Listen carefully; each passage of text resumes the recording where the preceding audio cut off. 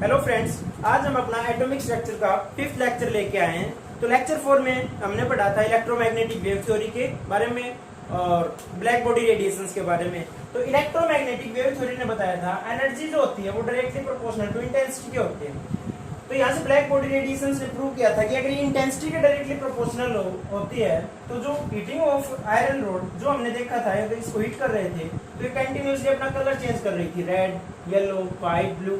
ये चेंज क्यों आ रहा था? इंटेंसिटी तो रिस्पॉन्सिबल नहीं होती है कलर चेंज के लिए, लेकिन ये कलर चेंज क्यों हो रहे थे? तो यहाँ से ब्लैक बॉडी रेडिएशंस ने इसको गलत बता दिया था कि इंटेंसिटी के डायरेक्टली प्रोपोर्शनल नहीं होती है। तो यहाँ से जो इलेक्ट्रोमैग्नेटिक वेव थ्योरी थी उसका ड्रॉबैक आ गया था। इस ड्रॉबैक को ओवरकम करने के लिए प्लैंक क्वांटम थ्योरी आई। प्लैंक क्वांटम थ्योरी ने अपने कुछ पोस्टुलेट्स दिए थे। तो उस पोस्टुलेट्स में जो पहला पोस्टुलेट था वो था, तो इलेक्ट्रोमैग्नेटिक वेव थ्योरी ने बताया था कि एनर्जी जब किसी सोर्स से आ रही है तो वो कंटिन्यूसली आ रही है, लेकिन प्लैंक क्वांटम थ्योरी ने बताया था कि जो एनर्जी आ रही है वो कंटिन्यूसली नहीं आ रही है, वो डिस्क्रीट फॉर्म में आ रही है। डिस्क्रीट फॉर्म में आ रही है। डिस्क्रीट मींस ये कोई सोर्स है, यहां से एनर्जी आ रही है, तो ये एनर्जी आती है, ये पैकेट्स की फॉर्म में आती है। स्मॉल स्मॉल एनर्जी के पैकेट्स आते हैं। कोई सोर्स है, वो अपने जैसे हमने कुछ को हीट किया, गर्म करने लग गए, गर्म किया तो वहां से रेडिएशंस निकलेंगी, रेडिएट एनर्जी निकलेगी। तो रेडिएट एनर्जी जो निकल रही है वो स्मॉल स्मॉल पैकेट्स की फॉर्म में निकल रही है। इन स्मॉल स्मॉल पैकेट्स को जो प्लैंक क्वांटम थ्योरी थी इसने बोला था क्वांटा या क्वांटा। एक पैकेट को उन्होंने क्वांटा बोला था, एनर्जी का कोई भी। लेकिन जब लाइट का केस किया गया तो लाइट के केस में इसको स्पेसिफिक बोला गया फोटोन। जो एक पैकेट है उसको बोलते हैं फोटोन। तो पहला जो पोस्टुलेट था वो बताया था कि डिस्क्रीट फॉर्म में होती है, कंटिन्यूस नहीं आ रही है। दूसरा बताया था जो एनर्जी आ रही है रेडिएशन से, जो रेडिएट एनर्जी आ रही है वो डायरेक्टली प्रोपोर्शनल होती है फ्रीक्वेंसी के। इस डायरेक्टली प्रोपोर्शनलिटी कांस्टेंट को हटाएंगे तो E इक्वल्स टू हो जाता है h म्यू। ये होता है कांस्टेंट, इसको बोलते हैं प्लैंक कांस्टेंट।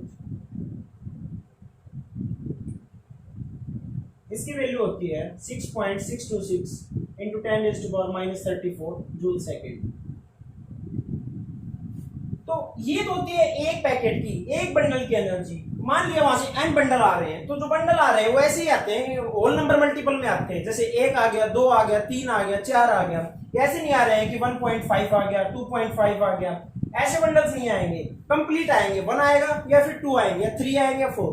तो यहां से जो बंडल्स हैं तो E इक्वल्स टू n जो मल्टीपल होता है ये होता है whole number multiple, whole number multiple NH mu. ये बोला था। तो इसको आगे, इसी चीज को आगे बोला था आइंस्टाइन ने। आइंस्टाइन ने बोला था अगर 1 मोल क्वांटा लिया जाए, 1 मोल क्वांटा को लिया जाए एनर्जी के, तो 1 मोल में कितने होते हैं? एवोगैड्रो नंबर के इक्वल n है, तो E इक्वल टू हो जाएगी NaH म्यू, NaH म्यू। तो E equal to NaH mu. इसको बोला गया था आइंस्टाइन एनर्जी, 1 आइंस्टाइन एनर्जी के इक्वल। कई बार एग्जाम में पूछ लिया जाता है एक्सप्लेन आइंस्टाइन एनर्जी या 1 आइंस्टाइन ऑफ एनर्जी। तो 1 Einstein of energy is equals to 1 mole of 1 Avogadro number into में h इनटू में म्यू। तो ये कुछ पोस्टुलेट्स दिए थे प्लैंक क्वांटम थ्योरी ने। तो प्लैंक क्वांटम थ्योरी को फिर आगे एक्सप्लेन किया गया था, आइंस्टाइन के द्वारा भी एक्सप्लेन किया गया था बाद में इसको। तो उन्होंने क्या किया था, एक ऑपरेटर सेट किया, एक ट्यूब ली, इवैक्यूएटेड ट्यूब। यहाँ पे एनोड कैथोड लिया, कैथोड मींस नेगेटिव टर्मिनल। यहाँ पे एनोड लिया, पॉजिटिव टर्मिनल। यहाँ से कोई रेडिएशंस का सोर्स दिया, यहाँ पे स्ट्राइक करवाया गया, इसको एमीटर से कनेक्ट कर दिया गया। ये एमीटर, एमीटर होता है जब इसमें से एमीटर में से कोई भी करंट फ्लो करेगा तो ये डिफ्लेक्शन शो करेगा। जब यहाँ रेडिएशंस का कोई सोर्स लिया गया तो इसने रेडिएशंस रेडिएंट एनर्जी रिलीज की होगी, ये रेडिएंट एनर्जी इसके ऊपर स्ट्राइक करेगी, ये स्ट्राइक करेगी इसको साइडवाइज देखते। ये कोई रेडिएशंस का सोर्स था, यहाँ पे इसने जब ये रेडिएंट एनर्जी आएगी यहाँ से कोई, तो एक क्वांटा या एक फोटोन एनर्जी लेके आएगी। वो फोटोन, एक फोटोन आएगा, 2 फोटोन आएंगे, 3 फोटोन आएंगे। वो फोटोन जो एनर्जी लेके आ रहे हैं वो यहाँ पे इस मेटल सरफेस को आगे अपनी ट्रांसफर कर देंगे, एनर्जी ट्रांसफर कर देंगे। तो हमने पढ़ा था कि जो न्यूक्लियस होता है ये इलेक्ट्रॉन है इसके सराउंडिंग में, तो इनके बीच में स्ट्रॉन्ग फोर्स ऑफ अट्रैक्शन होता है। इस फोर्स ऑफ अट्रैक्शन को ओवरकम करने के लिए इस इलेक्ट्रॉन को इस न्यूक्लियस से दूर ले जाने के लिए कुछ ना कुछ एनर्जी की जरूरत पड़ रही है। तो ये जो रेडिएंट एनर्जी आ रही है इसको एनर्जी देगी, तो ये इलेक्ट्रॉन क्या करेगा, ऑक्सीलेशन स्टार्ट कर देगा। एनर्जी मिलते ही ऑक्सीलेशन स्टार्ट करेगा। ये क्या करेगा, इस फोर्स ऑफ अट्रैक्शन को तोड़ के बाहर जाने की कोशिश करेगा। ये इलेक्ट्रॉन बाहर जाने की कोशिश करेगा। ये इलेक्ट्रॉन तभी बाहर जा पाएगा जब इसको रिक्वायर्ड अमाउंट ऑफ एनर्जी मिल जाएगी। मान लिया इसके बीच में जो फोर्स ऑफ अट्रैक्शन है उसकी एनर्जी है 10 जूल के इक्वल है। जब ये रेडिएंट एनर्जी आ रही है तो रेडिएंट एनर्जी आ रही है फोटॉन्स की फॉर्म में, फोटोन की फॉर्म में आ रही है। तो पहला फोटोन आया, पहले फोटोन ने आके स्ट्राइक किया। अगर ये फोटोन 10 जूल एनर्जी लेके आ रहा है तो ये एनर्जी जो एनर्जी लेके आ रहा है तो ये फोर्स ऑफ अट्रैक्शन इसके बीच में 10 जूल का है, इसको तोड़ने में सक्सेसफुल हो जाएगा और ये इलेक्ट्रॉन बाहर निकल जाएगा इसके न्यूक्लियस के फोर्स ऑफ अट्रैक्शन से। अगर ये इससे कम एनर्जी लेके आ रहा है, जैसे जो रेडिएंट एनर्जी आ रही है, फोटोन आ रहा है, ये 8 जूल का है, ये इसको एनर्जी ट्रांसफर कर देगा। ये एनर्जी तो ट्रांसफर कर देगा इसको, लेकिन ये ऑक्सीलेशन में स्टार्ट करेगा, लेकिन ये फोर्स ऑफ अट्रैक्शन को तोड़ नहीं पाएगा इसको, तो ये इलेक्ट्रॉन बाहर नहीं निकल पाएगा। तो हमें कुछ ना कुछ एक मिनिमम अमाउंट ऑफ एनर्जी की जरूरत पड़ती है जो एवरी एलिमेंट के लिए अलग अलग होती है। सोडियम की अलग होती है, पोटेशियम, सीजियम, इन सब के लिए अलग होती है, क्योंकि इन सब एलिमेंट्स के लिए जो फोर्स ऑफ अट्रैक्शन होता है वो अलग अलग होता है। सोडियम के पास जो न्यूक्लियस के पास होते हैं इलेक्ट्रॉन, पोटेशियम की साइज थोड़ी बड़ी होती है तो न्यूक्लियस से थोड़ा दूर चले जाते हैं, सीजियम की और थोड़ी साइज बड़ी होती है एलिमेंट की, एटम की, तो और दूर चले जाते हैं वहां से न्यूक्लियस से इलेक्ट्रॉन। तो इसको इलेक्ट्रॉन को निकालने के लिए और कम एनर्जी की जरूरत पड़ेगी। तो इन सब जो ये सारे जितने भी एलिमेंट है इन सब की जो मिनिमम अमाउंट ऑफ एनर्जी की रिक्वायरमेंट होती है इलेक्ट्रॉन को निकालने के लिए वो सब की अलग अलग होती है। तो यहाँ से जब फोटोन आ रहा है, ये एनर्जी ट्रांसफर कर रहा है, तो वहां पे हमें कुछ एक मिनिमम अमाउंट ऑफ एनर्जी की जरूरत पड़ेगी। Minimum amount of energy electron को बाहर निकालने के लिए फोटोन की जो होनी चाहिए मिनिमम अमाउंट ऑफ एनर्जी, जिसको हम बोलते हैं threshold energy. Threshold energy, threshold energy की डेफिनेशन क्या होती है? थ्रेशोल्ड एनर्जी की डेफिनेशन होती है minimum amount of energy required to eject an electron from metal surface. और इसमें थ्रेशोल्ड एनर्जी होती है, इसको हम वर्क फंक्शन भी बोलते हैं,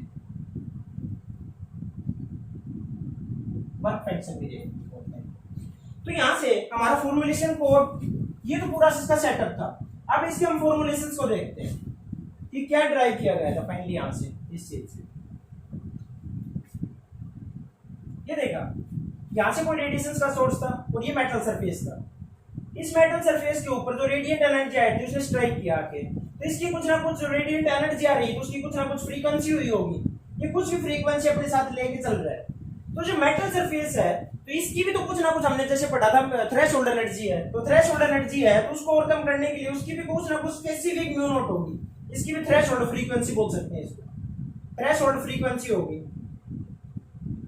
अगर इस थ्रेशोल्ड फ्रीक्वेंसी से ज्यादा फ्रीक्वेंसी की अगर रेडिएशंस आएंगी तो इस इलेक्ट्रॉन को निकाल देंगे, अदरवाइज ये निकाल नहीं पाएंगे। तो ये फ्रीक्वेंसी आ गई, इस म्यू फ्रीक्वेंसी से आ रही है। अगर इससे कम हुई तो निकलेगा नहीं, अगर इससे ज्यादा होगी तो फिर, जैसे एग्जांपल समझते हैं, जैसे हमें कहीं पर जाना है, ट्रेवल करना है, तो वहां पे हमें टिकट की जरूरत पड़ती है। तो टिकट की जरूरत पड़ती है, तो जैसे हमें दिल्ली से कहीं दूर जाना है, दिल्ली से जाना है हमें रोहतक आना है, तो रोहतक आने के लिए क्या करना पड़ेगा, एक टिकट लेनी पड़ेगी। उस टिकट का फी है, उसका कॉस्ट है, मान लिया 100 रुपए लगते हैं, तो 100 रुपए लग रहे हैं। अगर 100 रुपए हमारे पास है तो हम टिकट खरीद ले और इजीली ट्रेवल कर पाएंगे। लेकिन अगर हमारी जेब में 90 रुपए हैं तो हम टिकट वेंडर मशीन के पास जाएंगे और वहां पे 90 रुपए उसमें डालेंगे तो वो टिकट नहीं निकाल पाएगा। जो दिल्ली से रोहतक के बीच का वो जो किराया है, जो फेयर है, वो 100 रुपए है, लेकिन हमारे पास 90 रुपए है। वेंडिंग मशीन के पास जाके हम 90 रुपए डालेंगे उसमें तो हमारी टिकट नहीं आएगी। अगर ये फ्रीक्वेंसी आ रही है और इसकी फ्रीक्वेंसी की वैल्यू, थ्रेशोल्ड फ्रीक्वेंसी की वैल्यू अगर 10 हर्ट्ज है और ये फ्रीक्वेंसी आ रही है 8 हर्ट्ज के साथ आ रही है, तो इसको निकाल नहीं पाएगी। अगर ये ज्यादा की हो जाए, 18 हर्ट्ज की हो जाए, मान लो अब की बार 90 की जगह हमारे पास 180 हो जाए, तो क्या करेंगे, 100 रुपए की तो टिकट ले लेंगे और बाकी के बाद 80 रुपए बच गए। उसमें दिक्कत साफ है, किसी के पास पैसे होंगे तो एनर्जी अपने आप बढ़ जाती है, उसकी एनर्जी बढ़ जाएगी। इलेक्ट्रॉन बाहर निकल गया और इसकी एनर्जी बढ़ गई, तो इलेक्ट्रॉन बाहर निकलेगा तो बाहर क्या करेगा, बाहर निकल के वो दूर जाने की कोशिश करेगा, मूवमेंट स्टार्ट करेगा। मूवमेंट किसके फॉर्म में करेगा, एनर्जी आएगी, वो काइनेटिक एनर्जी फॉर्म में आएगी। तो यहां से एक फॉर्मूला निकल के आता है, जो म्यू आ रही है, म्यू होती है तो एनर्जी कैरी कर रहा है, तो कुछ ना कुछ एनर्जी लेके आएगा ये अपने साथ। ये एनर्जी, इसकी मिनिमम अमाउंट ऑफ एनर्जी को ट्रांसफर, इलेक्ट्रॉन को बाहर निकालने में काम आएगी। इलेक्ट्रॉन बाहर निकल गया, अगर उसके पास उसके अलावा कोई एक्स्ट्रा एनर्जी है तो वो उसकी काइनेटिक एनर्जी को बढ़ा देगा। तो ये होती है एच म्यू, ये हो जाएगा equals to H mu not plus kinetic energy. ये फॉर्मूला है। अगर हमने एनर्जी ज्यादा एनर्जी दे दी तो इलेक्ट्रॉन तो बाहर निकल जाएगा मेटल सरफेस से, उसके बाद जो एक्स्ट्रा एनर्जी बच गई है वो उसकी काइनेटिक एनर्जी को बढ़ा देगा।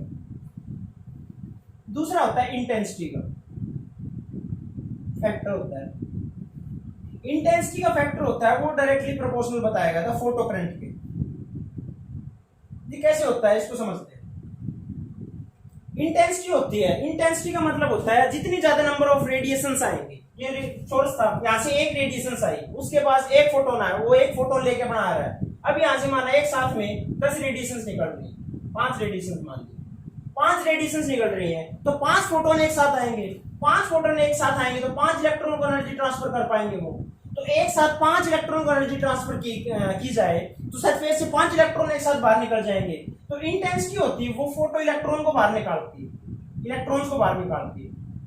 तो जितनी ज्यादा इंटेंसिटी होगी उतनी ज्यादा इलेक्ट्रॉन निकलेंगे। और जितने ज्यादा इलेक्ट्रॉन होते हैं, इलेक्ट्रॉन किसके लिए रिस्पॉन्सिबल होता है? इलेक्ट्रिसिटी पास करने के लिए, करंट पास करने के लिए। तो जितने ज्यादा इलेक्ट्रॉन होंगे उतना ही ज्यादा फोटो करंट होगा। तो प्लैंक क्वांटम थ्योरी ने बोला था कि जो एनर्जी रेडिएशन रेडिएंट एनर्जी आ रही है वो रेडिएंट एनर्जी होती है, वो कुछ ना कुछ फ्रीक्वेंसी कैरी कर रही है। अगर वो फ्रीक्वेंसी कैरी कर रही है तो वो इलेक्ट्रॉन को बाहर निकालेगी, और बाहर निकाल के जो एक्स्ट्रा एनर्जी बचेगी वो उसकी काइनेटिक एनर्जी होगी। दूसरा था रेडिएशन, उसका जो इंटेंसिटी का फैक्टर था, इंटेंसिटी जितनी ज्यादा होगी उसको फोटो करंट को बढ़ाएगी। फोटो करंट का वही दूसरा है, फेयर के साथ ही उसको कंपेयर करके देखते हैं। जैसे दिल्ली से आना है, कहीं हमें वेंडिंग मशीन के पास गए, वहां पे हम अकेले गए, पहली बार में अकेले गए, हमारे पास 90 रुपए थे, हम नहीं निकाल पाए। दूसरी बार हमारे पास पूरे 100 रुपए थे, हम निकाल ली टिकट और हम आ गए। दूसरी बार हमारी तरफ 5 और स्टूडेंट खड़े थे, 5 स्टूडेंट और खड़े थे, उनके पास भी सबके पास 100 रुपए थे। 100 हमारे पास थे, 100 उनके पास थे, 100 उनके पास, सबके पास, पांचों के पास 100 थे। तो क्या करेंगे, पांचों अपने अपने टिकट लेंगे और इजीली ट्रेवल कर पाएंगे। लेकिन मान लो पांचों के पास 90 रुपए हैं, 5 के 5 स्टूडेंट है, 5 के 5 90 रुपए है, तो क्या करेंगे, सब अपने घर पे तो आना चाहेंगे। तो ये तो है नहीं कि कोई आपस में शेयरिंग कर लेगा, क्योंकि शेयरिंग करेगा तो उसके वो नहीं जा पाएगा। तो कोशिश क्या करेगा, हर कोई जाने की कोशिश करेगा। तो अगर ये 5 स्टूडेंट हैं तो 5 अपनी अपनी टिकट लेना चाहेंगे। तो इसी तरह अगर 5 रेडिएशन आ रही है तो 5 इलेक्ट्रॉन को एनर्जी ट्रांसफर करेंगे। 5 इलेक्ट्रॉन को अगर अपनी एनर्जी ट्रांसफर करेंगे तो 5 इलेक्ट्रॉन बाहर निकलेंगे। अगर ये 5 वेंडिंग मशीन से टिकट निकलेंगे तो 5 लोग ट्रेवल करेंगे। अगर एक आदमी ट्रेवल कर रहा है, उसके पास, इनके पास 90 रुपए है, 90 रुपए, और एक के पास 180 रुपए मान लिया, तो इसने 100 रुपए देके अपनी टिकट ले ली और बचे हुए 80 रुपए थे, जानते तो है नहीं इनको। 80 रुपए में क्या करेगा, उसके पास रुपए बच गए तो वो कुछ ना कुछ गड़बड़ी करेगा, उसकी एनर्जी बढ़ेगी इसके साथ। तो जो किसी के पास कोई कोई रेडिएशन है, वो ज्यादा अगर रिक्वायर्ड अमाउंट थ्रेशोल्ड एनर्जी से ज्यादा रेडिएशन की एनर्जी कैरी कर रहा है, तो इलेक्ट्रॉन को निकाल के जो बाकी की एनर्जी बच जाती है उससे काइनेटिक एनर्जी बढ़ाएगा। और अगर इंटेंसिटी बढ़ रही है, यानी मींस नंबर ऑफ रेडिएशंस बढ़ रहे हैं, तो उसके फोटो करंट को बढ़ाएंगे। समझ में आ गया? तो ये बताया था प्लैंक क्वांटम थ्योरी ने। तो प्लैंक क्वांटम थ्योरी से हम इसके कुछ ग्राफ देखते हैं।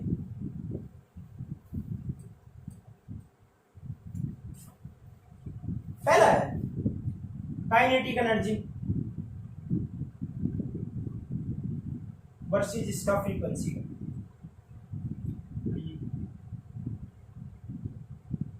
हाँ, काइनेटिक एनर्जी लेते हैं और यहाँ पे फ्रीक्वेंसी लेते हैं। तो फ्रीक्वेंसी बढ़ाएंगे, हमको रेडिएशन आ रही है, कोई रेडिएशन आई तो हमने उसको रेडिएशन देते गए। अगर कोई मेटल सरफेस है, यहाँ पे इसको रेडिएशन दी, तो जो पहले म्यू रेडिएशन की आ रही थी और इसको निकालने के लिए इलेक्ट्रॉन को म्यू नॉट रेडिएशन थ्रेशोल्ड में फ्रीक्वेंसी की जरूरत पड़ रही है। तो म्यू नॉट तो ये अपना इलेक्ट्रॉन को बाहर निकालने, मेटल सरफेस के ऊपर तक ले आने में कंज्यूम कर लेगा। तो इसको हमने फ्रीक्वेंसी दी, फ्रीक्वेंसी देते गए तो इसकी काइनेटिक एनर्जी तो अब तक बढ़ी नहीं है। ये मेटल सरफेस के बिल्कुल जो फोर्स ऑफ अट्रैक्शन था उसको तोड़ने में अभी कंप्लीट काम नहीं किया, इसने तोड़ दिया। यहाँ तक जो हमने इसको फ्रीक्वेंसी दी थी वो फ्रीक्वेंसी ने यहाँ तक कंज्यूम कर ली। अब जो बाकी की जो बच रहा है उसको काइनेटिक एनर्जी हो जाएगा। इसको वर्सेस ध्यान दिया, काइनेटिक एनर्जी वर्सेस फ्रीक्वेंसी।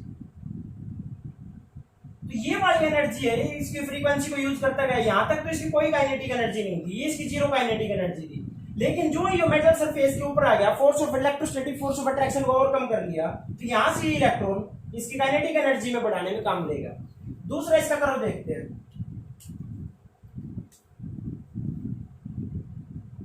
दूसरा कर्व देखते हैं इसका इंटेंसिटी का फोटो करंट के साथ। फोटो करंट पहले एक रेडिएशन आ रही थी, एक इलेक्ट्रॉन निकला, दो रेडिएशन आई, दो इलेक्ट्रॉन, तीन रेडिएशन, चार रेडिएशन। जितनी ज्यादा रेडिएशन आ रहे हैं उतनी ज्यादा इलेक्ट्रॉन निकल रहे हैं, जितनी ज्यादा इंटेंसिटी बढ़ा रहे हैं उतना ही फोटो करंट बढ़ रहा है। पहली रेडिएशन एक निकाला होगा तो इसमें स्टार्टिंग में तो कोई भी इंटरसेप्ट बढ़ने का तो कोई मतलब ही नहीं है। अगर इंटेंसिटी आ रही है और उसकी थ्रेशोल्ड फ्रीक्वेंसी से ज्यादा फ्रीक्वेंसी क्या आ रही है तो इलेक्ट्रॉन तो निकलेगा ही निकलेगा। तो ये डायरेक्टली प्रोपोर्शनल होता है। ये कर्व उसी लिए पॉसिबल है अगर mu is greater than mu naught.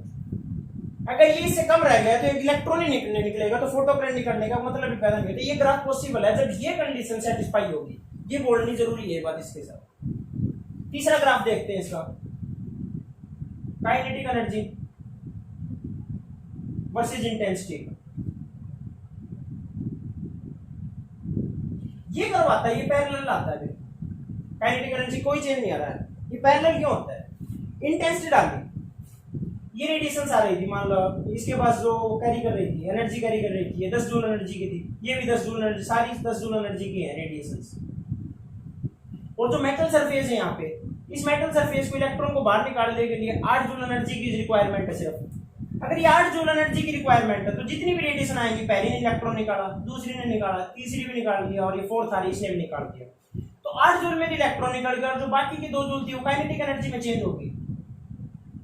तो देख रहे हैं हम सबके लिए 2 जूल ही एनर्जी, जो काइनेटिक एनर्जी उसे सबके लिए 2 जूल है, क्योंकि इलेक्ट्रॉन ने जो इलेक्ट्रोस्टैटिक फोर्स ऑफ अट्रैक्शन को ओवरकम करने के लिए 8 जूल की एनर्जी की रिक्वायरमेंट थी और जितनी भी रेडिएशंस आ रही हैं वो 10 जूल की हैं। तो हम चाहे कितनी रेडिएशंस को बढ़ा दें, काइनेटिक एनर्जी हमेशा कांस्टेंट ही रहेगी, 2 जूल ही रहेगी, क्योंकि इलेक्ट्रॉन निकल गया। अब एक इलेक्ट्रॉन निकले या 100 निकले या 1000 निकले, सबकी काइनेटिक एनर्जी सेम है, फोर्स ऑफ अट्रैक्शन भी तो सेम ही था। तो काइनेटिक एनर्जी चेंज नहीं होगी, हम इंटेंसिटी को चाहे कितना बढ़ा दें। ये इसके 3 कर्व थे। तो यहां से फोटो इलेक्ट्रिक इफेक्ट ने जो मैक्स प्लैंक क्वांटम थ्योरी आई थी, इसने जो इलेक्ट्रोमैग्नेटिक वेव थ्योरी थी उसके जो ड्रॉबैक थे उनको ओवरकम किया। और अब जो मेजर काम बचा हुआ था वो था स्पेक्ट्रा को एक्सप्लेन करने का। स्पेक्ट्रा को एक्सप्लेन करने का जो रदरफोर्ड मॉडल का मेजर ड्रॉबैक था कि वो एच लाइन स्पेक्ट्रा को एक्सप्लेन नहीं कर पाया था। तो स्पेक्ट्रा को हमने लास्ट लेक्चर में पढ़ा था। स्पेक्ट्रा क्या होते हैं? स्पेक्ट्रा होती है अरेंजमेंट, होती है एक असेंडिंग या डिसेंडिंग, एक ट्रेंड अगर उसका अरेंज किया जाए तो उसको हम स्पेक्ट्रा बोलते हैं। तो स्पेक्ट्रा डिफरेंट टाइप के होते हैं। मान लिया कोई सोर्स है, रेडिएशन का सोर्स है, अगर वहां से कोई एनर्जी आ रही है, कोई सोर्स है, सन है, सन से कोई रेडिएंट एनर्जी आ रही है, ठीक है। इस रेडिएंट एनर्जी को हमारे पास कोई इंस्ट्रूमेंट होते हैं, इंस्ट्रूमेंट है, इसको जो मेजर करने के लिए, जो स्पेक्ट्रा मेजर करने के लिए जो इंस्ट्रूमेंट होता है उसको बोलते हैं स्पेक्ट्रोस्कोप। उसका स्पेक्ट्रोस्कोप होता है, वो रेडिएंट जितनी भी रेडिएशंस आती है उनको अपने अंदर लेके और उनको रिजोल्व करता है। रिजोल्व करके जो जिस वेवलेंथ की, जो जिस फ्रीक्वेंसी की रेडिएशंस हैं उनको शो कर देता है। इस जो रेडिएशंस आई थी वो रेडिएशन में ये वेवलेंथ थी। माना वेवलेंथ आई 10 10⁴, 10⁻3, 10⁻2, 10⁻1, 450 जो भी आई होंगी, इतने नैनोमीटर में आ रही है। ये जो 10⁴ नैनोमीटर में आई, ये 10⁴ में आई, 3 में, 2 में आई, ये सारी विजिबल रीजन से आउट बाहर है। क्योंकि विजिबल रीजन हम पढ़ चुके हैं किसने जो होता है 400 से 750 नैनोमीटर तक होता है। इस रेंज में अगर कोई रेडिएशन आ रही है और उसको स्पेक्ट्रोस्कोप रिजोल्व करके इस वेवलेंथ की जो अगर वो है तो हमें वो दिखाई देगी, और बाकी की जितनी भी वेवलेंथ आएंगी वो हमें दिखाई नहीं देंगी, डार्क लाइंस में कन्वर्ट हो जाएंगी। क्यों? हमें तो विजिबल रीजन ही दिखाई देता है सिर्फ, और विजिबल रीजन इस वेवलेंथ में अंदर ही मिलता है। तो स्पेक्ट्रोस्कोप की मदद से हम जो भी रेडिएशंस आ रही हैं उनको हम रिजोल्व करते हैं और उनको हम पढ़ते हैं। तो स्पेक्ट्रोस्कोप की मदद से जो जो चीज देखी गई तो उनको कितने स्पेक्ट्रा मिलते हैं, कितने स्पेक्ट्रा में डिवाइड किया गया, तो उनको 2 स्पेक्ट्रा में डिवाइड किया गया। जो पहला था वो था अब्जॉर्प्शन स्पेक्ट्रा,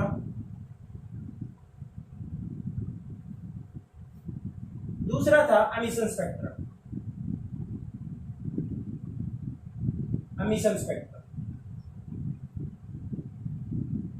एमिशन स्पेक्ट्रा है तो एमिशन स्पेक्ट्रा को हम दो पार्ट्स में डिवाइड करें,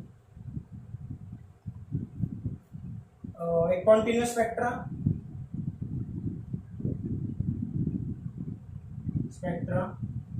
और दूसरा है लाइन स्पेक्ट्रा। कॉन्टिन्यूस स्पेक्ट्रा और लाइन स्पेक्ट्रा में क्या डिफरेंस है?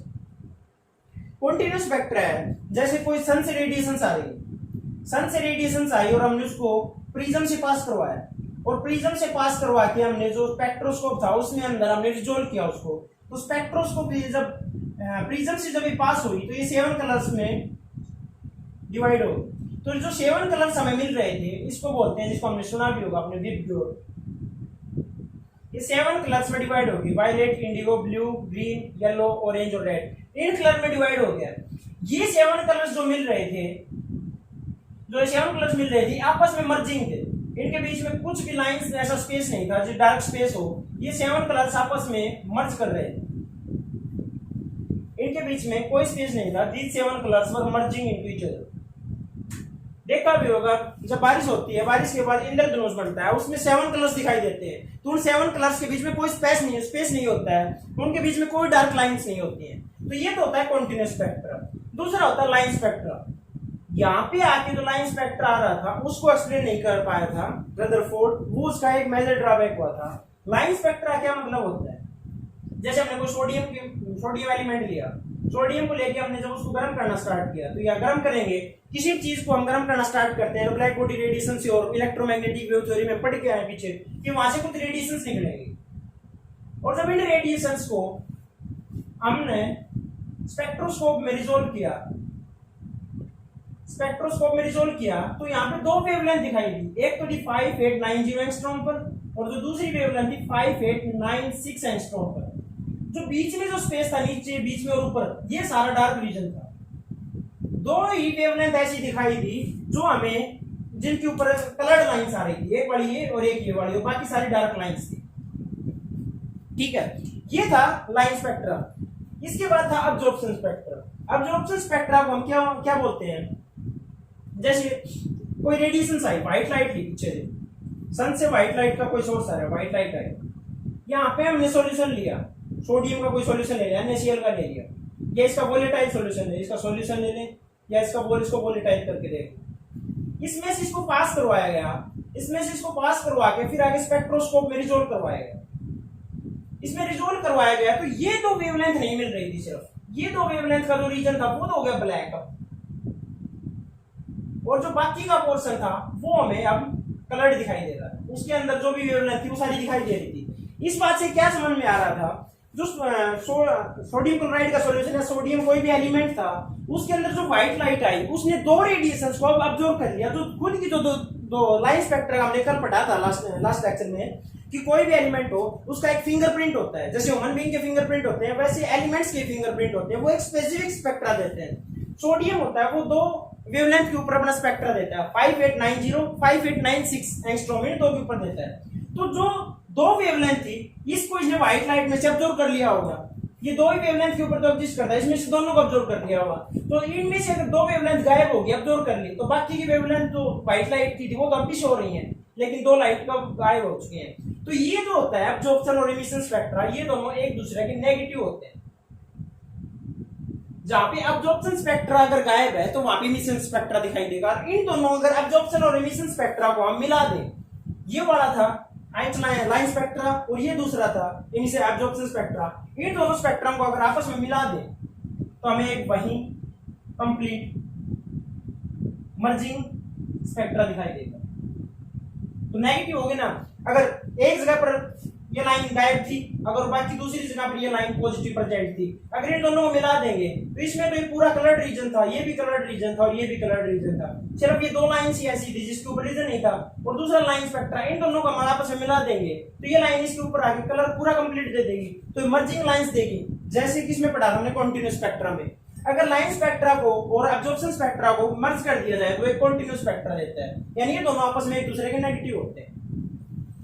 तो यहां तक हमने प्लैंक क्वांटम थ्योरी को पढ़ लिया और स्पेक्ट्रा को पढ़ लिया। ये चीज जो ये 2 मेजर ड्रॉबैक आ रहे थे, ये चीज किसके लिए पढ़ने के लिए जरूरी थी कि जो रदरफोर्ड का मॉडल था और जिसको नील बोर को आगे एक्सपेरिमेंट को प्रूव करना था। तो ये जो नील बोर का एक्सपेरिमेंट प्रूव करना था उसके लिए दोनों मेजर थे। एक तो हमें उसकी लाइट की नेचर को पढ़ना था, लाइट किस नेचर की है, उसका स्पेक्ट्रा कैसे आ रहे हैं, उसके स्पेक्ट्रा क्यों आ रहे हैं, तो कॉन्टिन्यूअस है लाइट एनर्जी को, जो लाइट आ रही है वो कॉन्टिन्यूअसली आ रही है डिसकॉन्टिन्यूअसली आ रही है। तो इसके बाद ये चीज तो कंप्लीट कर ली हमने। तो इसके बाद हमने नेक्स्ट स्टार्ट करेंगे नील बोर के एक्सपेरिमेंट के साथ। तो thank you guys, keep loving, keep supporting, thanks, share and subscribe.